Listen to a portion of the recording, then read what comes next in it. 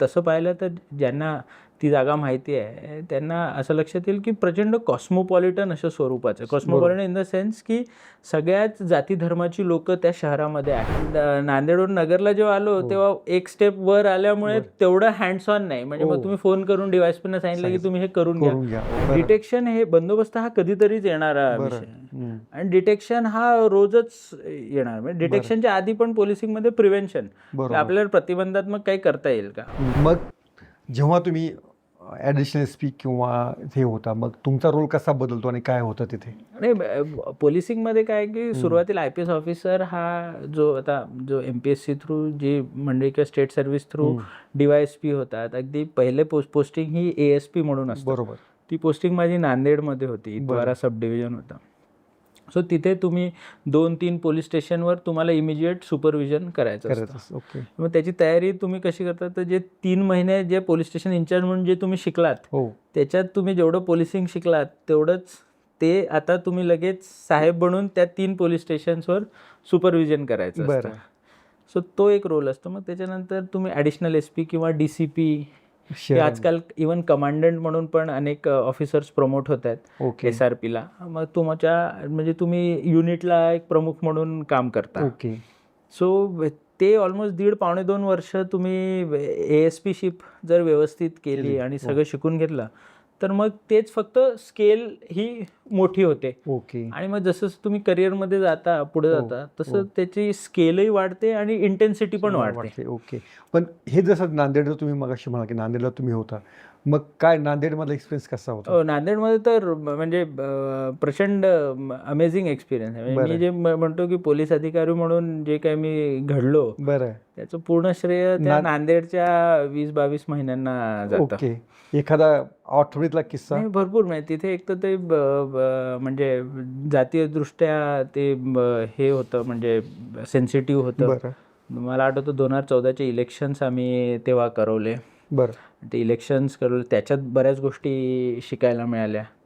आणि असे तर म्हणजे रोजचेच काही ना काही किस्से आहेत. परंतु नांदेडसारख्या ठिकाणी म्हणजे तसं पाहिलं तर ज्यांना ती जागा माहिती आहे त्यांना असं लक्षात येईल की प्रचंड कॉस्मोपॉलिटन अशा स्वरूपाचं, कॉस्मोपॉलिटन इन द सेन्स की सगळ्याच जाती धर्माची लोक त्या शहरामध्ये आहेत, बहुधर्मी आहे त्या शहरामध्ये, त्या जिल्ह्यामध्ये.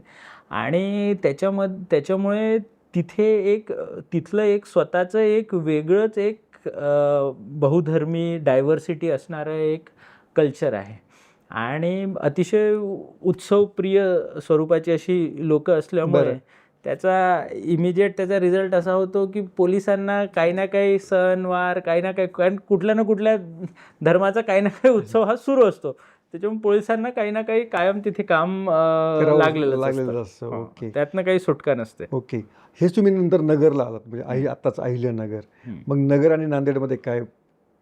मी तेच म्हणते की नांदेडमध्ये कसं तुम्ही एका लेवलवर असता तर तिथे तुम्हाला सगळं स्वतःहून करायचं आहे.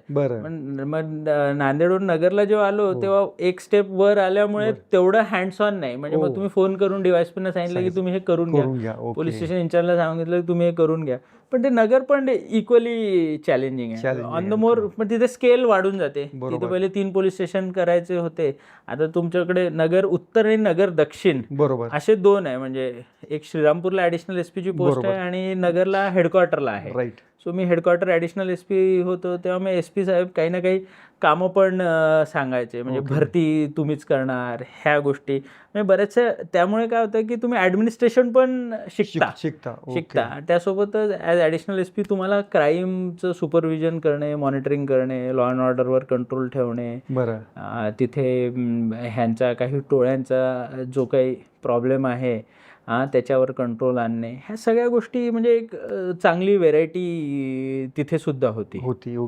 अनेकांचं पोलीस अधिकाऱ्यांचं आम्ही पाहतो, काहींना डिटेक्शनमध्ये फार इंटरेस्ट असतो आणि काहींना ॲडमिनिस्ट्रेशनमध्ये, की त्यातलं ते म्हणजे आता भरपूर आता बंदोबस्त करावा लागतो. आता समजा कुंभमेळा आहे आपल्याकडे, पंढरपूरची आषाढी वारी असते, म्हणजे एक ह्यूज अशी एक तिथं मोबिलायझेशन होत असतं.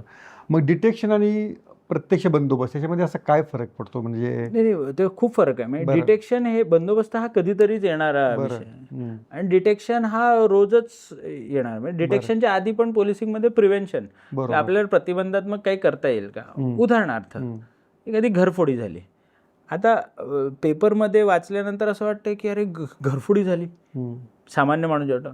परंतु आपल्या ज्या प्रकारच्या समाजात आपण आहोत, तर खरोखर असं वाटतं काय की कधीच चोऱ्यामाऱ्या होणार नाही, घरफोडी होणार नाही? ते होणारच आहे. बरोबर. सो पहिला पोलिसांचा आहे की रात्र गस्त करणे, ते हे करणे, CCTVs व्यवस्थित ठेवणे, हे सगळे जेणेकरून ती प्रिव्हेंट व्हावी. म्हणजे कोणी हे करायला धजावणारच नाही. राईट. पण ती जर झालीच, एखादी घटना झालीच, तर मग ती डिटेक्ट करणे की अमक्या व्यक्तीनेही केली, अमक्या टोळीनेही केली, मग त्यांना आणणे, त्यांना चौकशी करणे, विचारपूस करणे, त्यांना अरेस्ट करणे, कोर्टात हजर करणे, तसे पुरावे गोळा करणे, हा पोलिसिंगचा डिटेक्शन, हा पोलिसिंगचा रोजीरोटीचाच पार्ट आहे.